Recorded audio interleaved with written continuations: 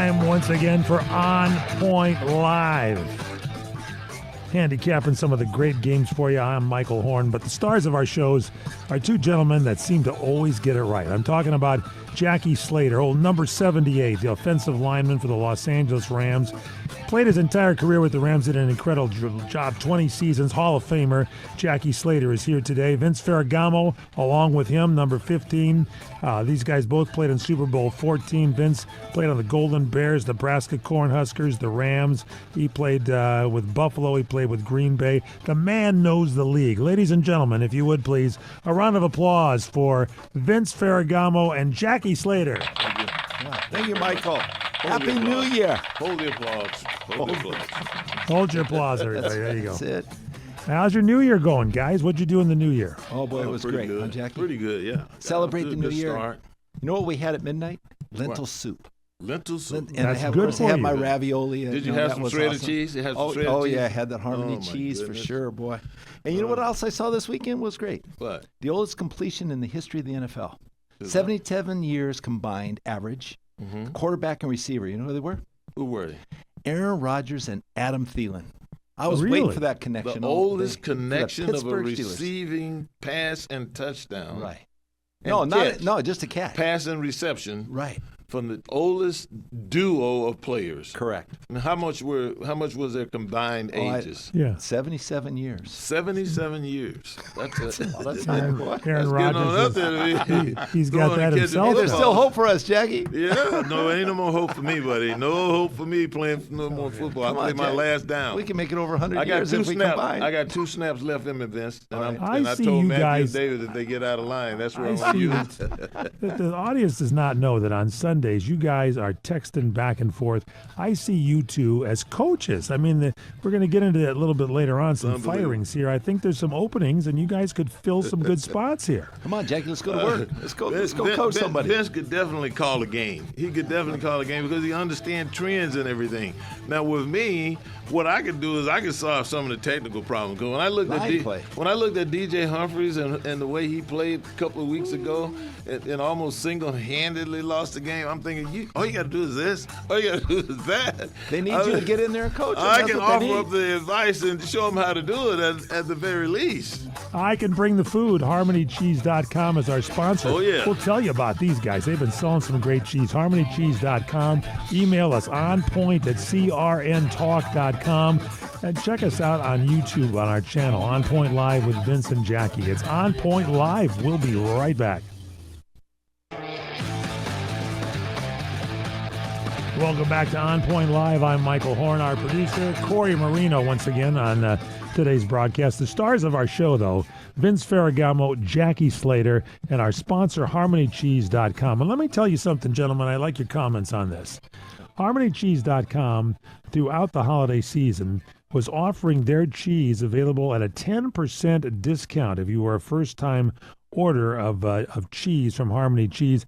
And I talked to the lovely Beth there, and she told me the phones have been ringing off the hook. So that if right? you want cheese, and I would suggest you buy early for Valentine's Day. Yeah, Brianna had a lot of sales going on Brianna, there, Jackie. yeah. Harmony Cheese. Lot You know, a of lot of sales. Super Bowl parties coming A up. lot of Boy, parties. cheese Well, will I, be- Super I, Bowl only, I think I parties. only had 3 orders. I sent them Well, to my some of my Good family. for you. Super I had a Bowl couple. parties, this is it. And they have some great cheeses for you, from the Parmesan to the Abergelli that 6 pepper cheddar. Don't forget about that one. 6 pepper cheddar. All you do is go to their website, harmonycheese.com, put the order in, and don't forget to write in there the code words there, crntalk.com. That's our sports network. We're on here along with Sports Byline, Sirius XM, and our flagship 790 KABC in Los Angeles. All right, guys. Yeah.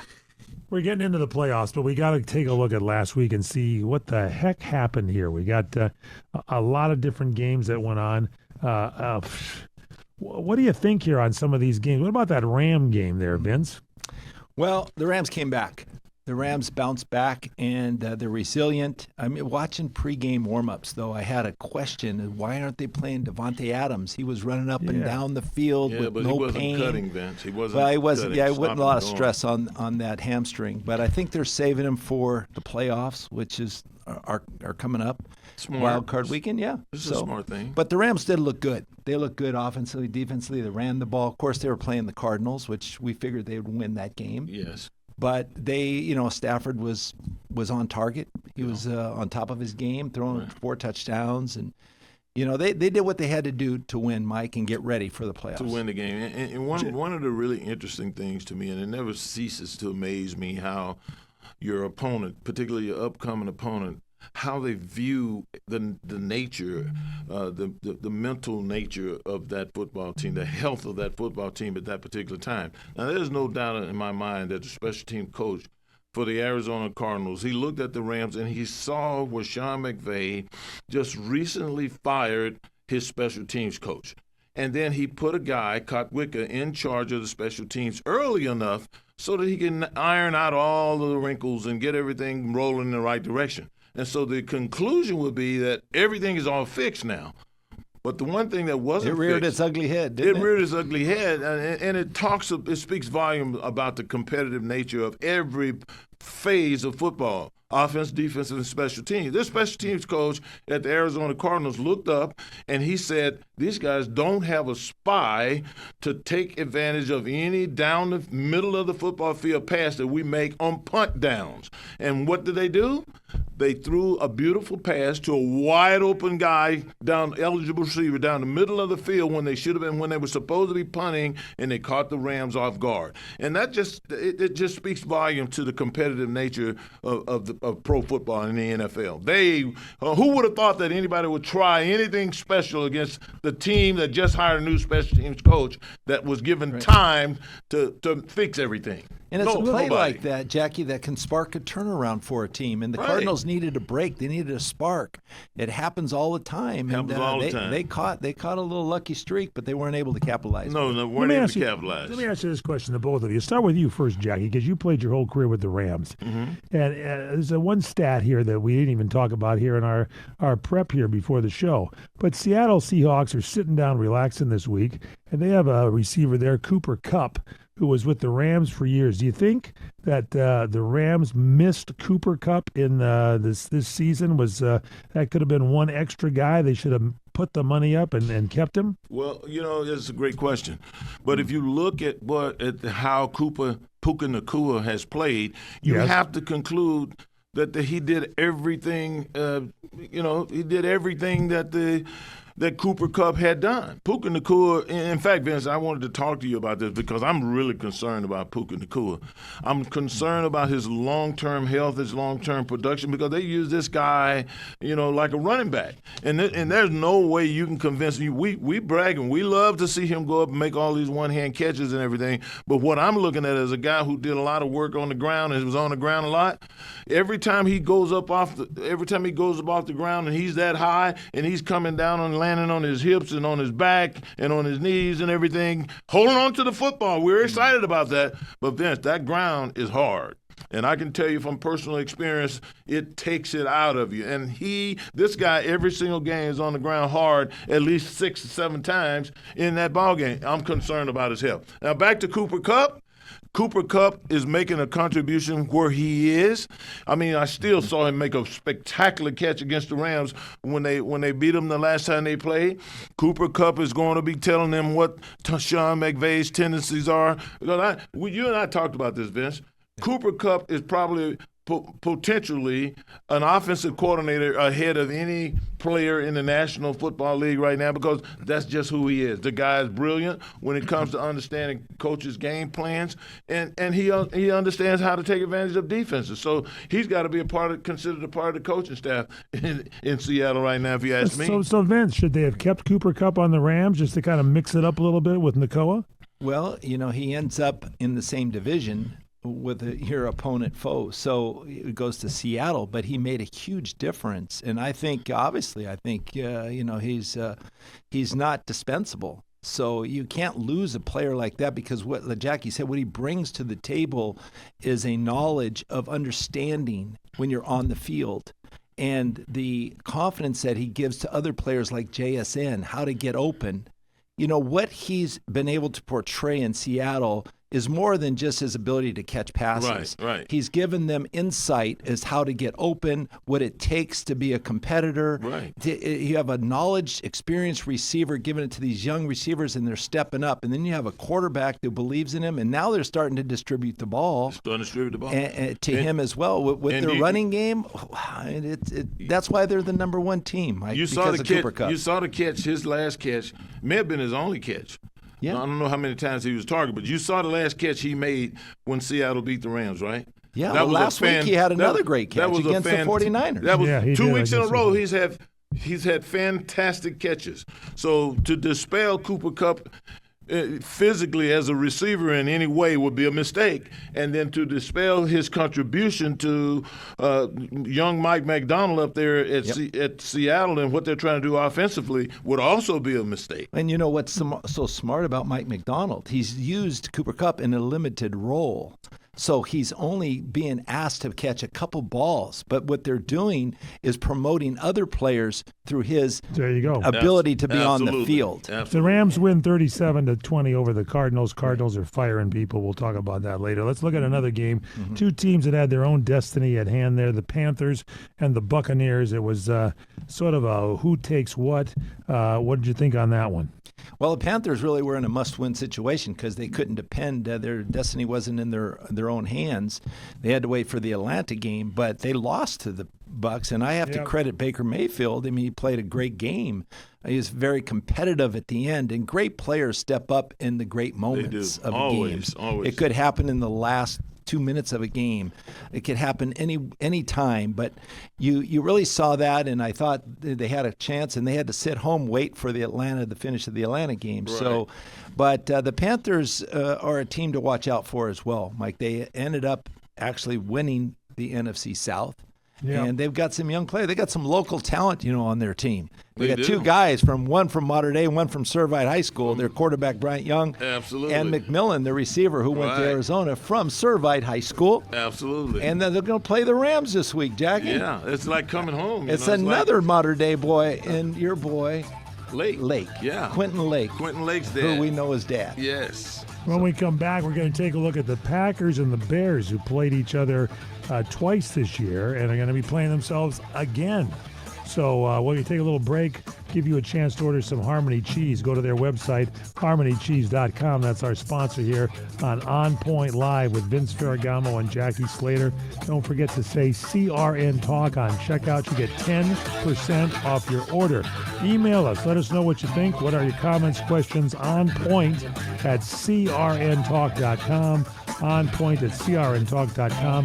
Go to harmonycheese.com and order some delicious cheese. We'll be back. Welcome back to On Point Live with Jackie Slater and Vince Ferragamo. I'm Michael Horn along with our producer Corey Marino. It is playoff weekend coming up, so we kind of gave you some background on the Panthers and the Rams. They're facing off against each other, Jackie. What do you see this weekend when the Rams play the Panthers? Never would have thought in my wildest imagination that what occurred in the last time these guys met about 4 or 5 weeks ago, that the Rams will be walking out of there with a big W. I mean, with a loss. I mean, the Carolina Panthers, they did the one thing that concerns me more than anything else about beating the Rams, and that was they ran the football right down their throats. Vince, they had 160-plus rushing yards against that front. And what does that do, Vince? Obviously, it allows them to hold on to the ball a little bit longer, and it also allows for a quarterback to be good with play-action passes. But remember, the guy he had two fourth down touchdowns, throwing the football against the Rams. But the thing that concerns me more than anything else when I see the Rams play a team like this for the second time is that they know now that Jared Verse and Byron Young are pass rushers. And they know that there are no 360-pound defensive lineman in the heart of the Rams' defensive front that's going to hold up against double teams with the center and the play side guard. So if they are allowed to run the football consistently down the middle of the Rams' defense, in particular, if they're allowed to do that, put another 160 or more yards up against these guys, the Rams are going to be in trouble. Now, I don't anticipate that because I'm anticipating Sean McVay having his own ball control with explosive running game. You take advantage of running the ball, then get them sucked up there and hit that touchdown behind them. I'm anticipating that. McVay knows that he cannot allow them to hog the ball, running it down their throats for another 160 yards. That's got to come to an end. I agree. Right now. It's going to be fundamental football for the Panthers, and I think they do it with the ground game to help Bryce Young and Dodal. They can't run 19 yards, rushing yards like they did last week against the Bucs, or they're going to lose big time. Right. And you don't have to be sophisticated and real smart and clever to beat the Panthers. You just have to take them on one-on-one. Right. And that's the way to beat them. And they're good on the defensive side, and if they run the football, they got two receivers they can throw the ball to mix it up a little bit. Yeah. And McMillan and Coker, they caught the Rams off guard on fourth down last time they played. But it's Twice. hard to reproduce that same game and outcome again, though. Yeah. I think for the Panthers, I think I the don't know, Rams, the Rams will be in full strength. Listen, it scares me because I've been there in this situation where we run the football right down somebody's throat, and then we come back the next time and we don't have that success. That's what concerns me. But I also know this. If you're going to line up a 260-pound pass-rushing defensive end like Verse and Young on the other side against 325, 30-pound offensive tackles, you should boom them off the line. You're going to feature those tackles in a running game against these guys, and it also neutralizes their effect on third down, second and long, on passing down. So I think they have a formula for beating a team like the Rams, but whether or not they can get on the field and stay on the field because the Rams can control the ball as well, that remains to be seen. Canales has the recipe for success. We'll see if he can reproduce it. Absolutely. Let's move along here to the big rivalry, maybe one of the biggest rivalries in football, one of the biggest, and that's in the Midwest, the Packers and the Bears, who played each other twice this year, as a matter of fact. in the same division. Week 14, it was the Packers 28, the Bears 21, and then week 16, it was the Bears 22, the Packers 16. They're meeting again in Chicago at Soldier Field. The Bears wrapped up their division. Packers, the wild card team. What do you see here, Vince, starting this one off? You played for the Packers. After that game, the winning game, they go on and both teams lose 2 consecutive games following that win. Yeah. But now they're back to one another playing in the playoffs. And, the Packers hold the edge. They have the all-time historic wins over the Bears, but not by much.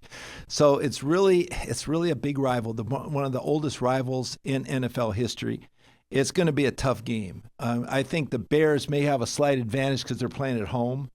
And, they have Ben Johnson, the signal caller, so he's helping Caleb Williams come along. But Jordan Love and, Matt LaFleur, they'll have a game plan ready to go. And if they have that little extra advantage, the only advantage I can see is they use that locker room talk again, Jackie. Yeah. What Ben Johnson said weeks ago.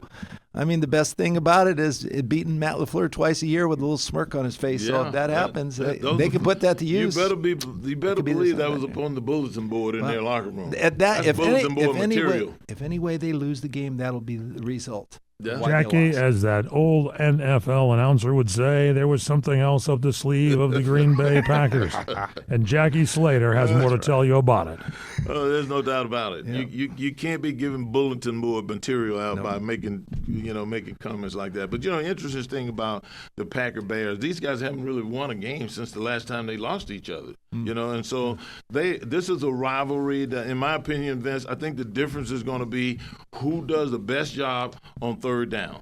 Both of these quarterbacks are capable of making plays with their arms as well as their legs, and you've got it on third down. You can't let the quarterback get out of the pocket, running around with the football, converting, and you got to make sure that you're covering his top receivers. So third down for me, when I look at the Packer-Bear game, is crucial because it is just so telling, and as it has been in both of their previous matchups. And how are they going to play with the absence of Micah Parsons? He makes the big plays at the end of the game, Jack. Can the Packers overcome that loss and still beat the Bears without him in the lineup? And will Jordan Love be ready to go, Vince? Yeah, well, I think he'll be ready. I think they can overcome that loss. He's going to be sorely missed, there's no doubt, but they've won games without him already, and so this is going to be a classic matchup, an old black and blue conference matchup that features two of the oldest teams in the history of the game, and so happens that both of them are being very well coached right now, Vince.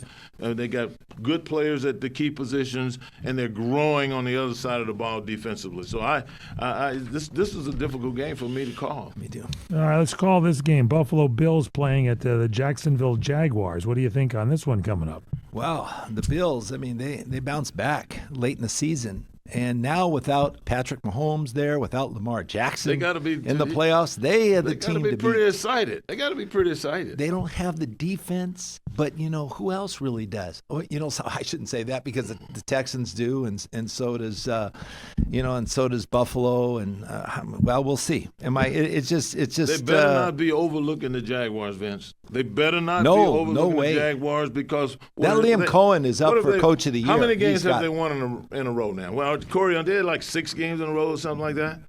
8 games in a row, Vince. Yeah. I know, they're tough. And what does winning do? It breeds confidence. It breeds confidence. So I don't think the Jaguars right now are looking at the Buffalo Bills and in awe at all about what they've done, because now they're starting to get a lot of confidence in their coaching staff. They're starting to get a lot of confidence in the position that they're being put in to win games. And so they probably think they can take on anybody. But Buffalo has the experience now. I know, with the experienced players going into this matchup.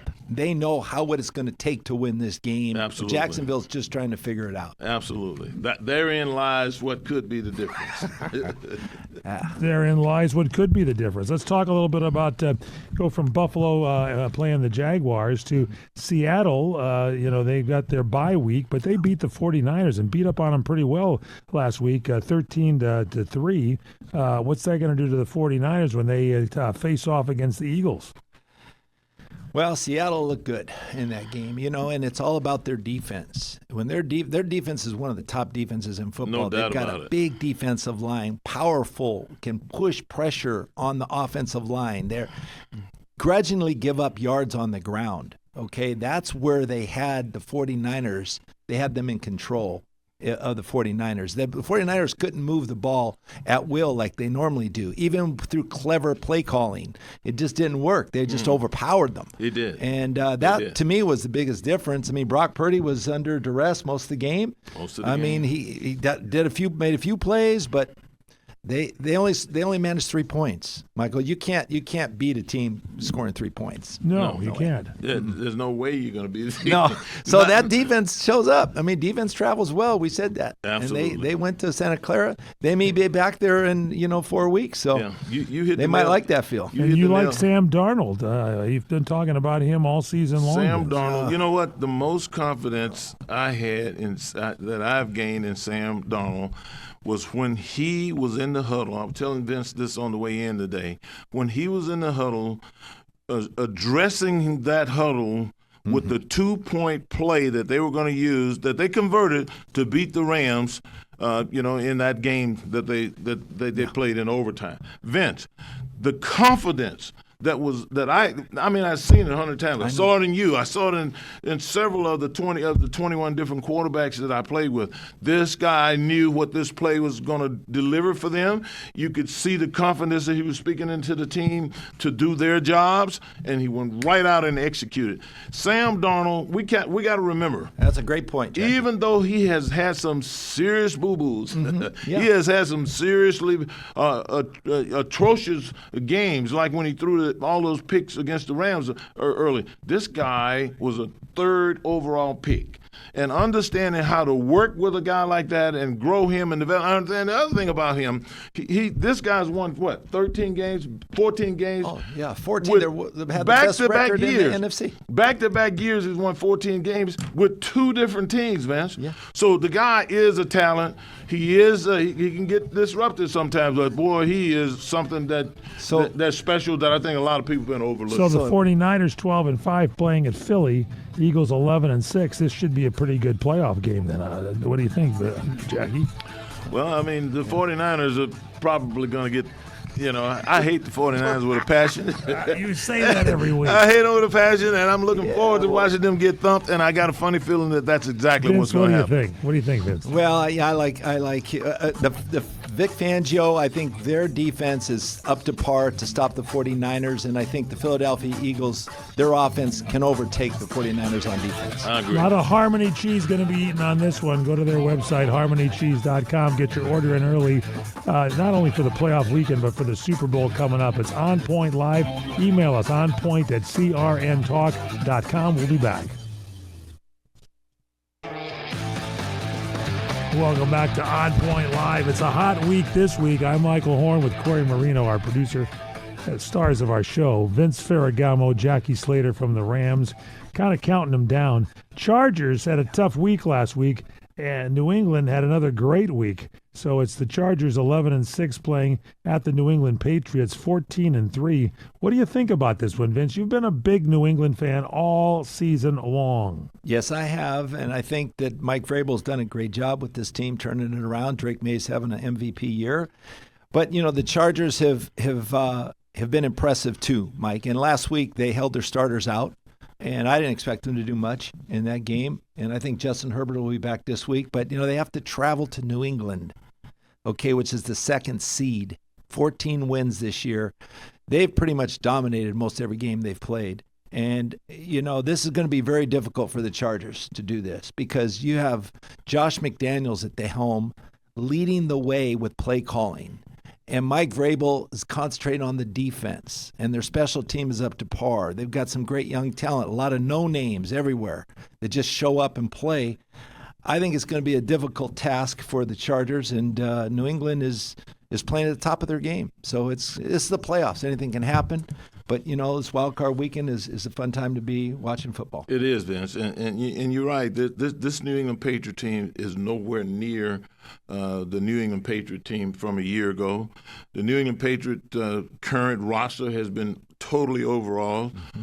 Overall, they have a new offensive coordinator that has, the guy that takes a lot of the credit for Tom Brady's success in calling the plays. They have that in place. They have a dogmatic head coach who has some coaching experience, and he's being paid like he has coaching experience. He's not being treated like a neophyte that you would want to, just kill some time while you're paying a coach that you no longer have. So the Patriots are a better football team all around than they were a year ago. But the thing that I like, I think is the wild card in this situation, is the mundane play calling by the Chargers is meat and potato enough to keep them on the field, to have a chance to monopolize the time of possession, and to give their quarterback, Justin Herbert, a chance to be himself. Justin Herbert is one of the best quarterbacks, in my opinion, in all of pro football, and he's getting better and better and better. The guy is big, he's physical, he's smart, and he's very, very tough. I believe he is the type of guy that goes into New England, and with the play calling, and you think about the play calling, you don't see a lot of extravagant things that make you go, wow, I can't believe they had that play in the arsenal. What you see, Vince, is a lot of meat and potatoes. You see a 6'9", 360-pound offensive right guard that they lured away from Philadelphia, thumping people and puncturing defenses left and right. So, I mean, I am never going to look at a team like these Chargers and say, hey, they don't have a chance, because even though they had some problems on their offensive line, they're getting guys back, and they are playing meat and potato football with the toughest of components. All right, Jim Harbaugh. That's Jim coach, Harbaugh's he has style, yet to win a playoff game with L.A., and we'll see if he can do it. I don't know about his brother, though. Let's take a look. But before we jump Steelers. over, Mike, I have to just echo what Jackie was saying. That's Jim Harbaugh's style of playing football, is just pound him at the line of scrimmage. But That's Greg it. Norman is obviously going to put the game in the hands of you-know-who, Justin Herbert, and let him make plays. That's if they want to win, that's how they'll win. That's how they win. I agree with that 100%. All right, And don't forget their Steelers. defense is pretty good too, Vince. Yeah. Let's look at last week's Steelers-Baltimore Ravens game. Who wants to win? In fact, Vince, better lucky than good on I'd the rather outcome be here. lucky The than Steelers good. 26, the Ravens 24 on a missed kick. Wait a minute, Vince. Before you get started, it just came on my phone here at 2:40 Pacific Standard Time on happened? January the 6th. Harbaugh out in What? Baltimore.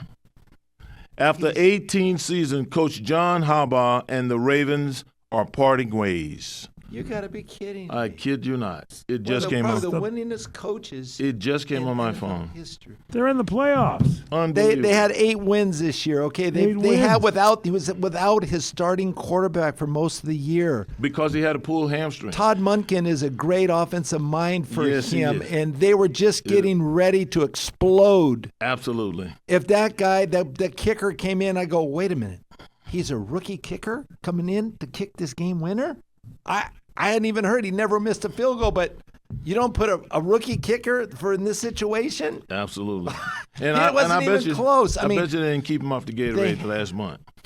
He was sitting over there next to that Gatorade sipping it. I'd rather be lucky than good for Pittsburgh. Unbelievable. A guy slips and falls, and a guy wide open in the end zone. How do touchdown.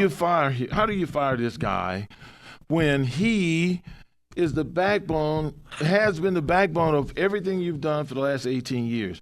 And there's no doubt in my mind that if Lamar was healthy and hadn't pulled that hamstring, kept him out all that time, that they would have been in the thick of whatever we talk about in the AFC at this particular time. There's no doubt in my mind about that. So we got to You talk can't about blame what, Harbaugh. Mike? You can't blame Harbaugh. There's been more firings because in the the best league. We gotta quarterback talk in about these football firings then. pulls a Let's hamstring. go down them right now. Let's There's go to more firings, coach Jack. firings here. What in the world's going on? goodness. What in the world is going on here? You got them there for us. Let's go take a look at them. Well, first of all, this news right here is shocking to me. I thought Harbaugh would have been the last person that we'd be talking about. You know who's losing going to his like job. it? One of these other teams that lost their head coach. Yes. And I'm telling Oh, you, he- Arizona. he won't be- Arizona's going to grab John Arizona. Harbaugh right now Yeah. and turn that thing around. I'm telling you right now. And We'll the just worst watch it. thing that can happen to Baltimore and their quarterback that they're paying $50 million right now is if Harbaugh take Monken with him as his and offensive take Lamar coordinator. Jackson with him. How about the Jets? What about the Jets, Vince? The Jets. Okay, Jackie, what in the world with this? Aaron Glenn. Yeah, well, They were 3-13. They left their head coach this, in there. This is a what in the world. I mean, I want you to think about what I'm about to say, Vince. Aaron Glenn is the head coach of the New York Jets. Aaron Glenn, when he played as a player in the National Football League as a defensive back, he had 40 interceptions. Vince, the return yardage. 41.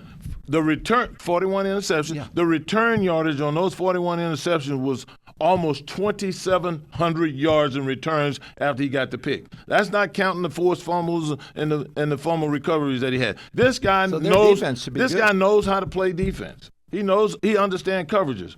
What I don't understand is that since the statistic of interceptions was introduced in the National Football League in 1982, this is the first time that we've had a team in the National Football League not record a single interception. And the irony of it all, is the guy who's coaching that team Is an expert at it. Had 30 interceptions in his career. There you go. How does that possibly happen? You know what He that's knows like, how to Mike? avoid 'em. That's like a head coach hiring an offensive coordinator and teaching his quarterback to throw no touchdowns the whole year. We don't want you to throw in touchdown all about year a long. touchdown? That's Gentlemen, unbelievable. How about Atlanta? Raheem Morris, 8-9 on my the God. To me, that was a shock because he I was was 8-9. surprised. I was surprised He by that, gamed too. up some teams. Yeah, I was surprised. I mean, now and- what we didn't hear, Vince, was did they fire the general manager as well? They did. They fired the general manager as well in Atlanta, correct? Yeah, I'm pretty sure. Yeah, they fired them both. Well, yes. Maybe the general manager should have been the guy that they should have considered. Because think about this: they drafted this young quarterback, Vince, who did a good job in his senior year, but they knew that this young man had 2 torn ACLs.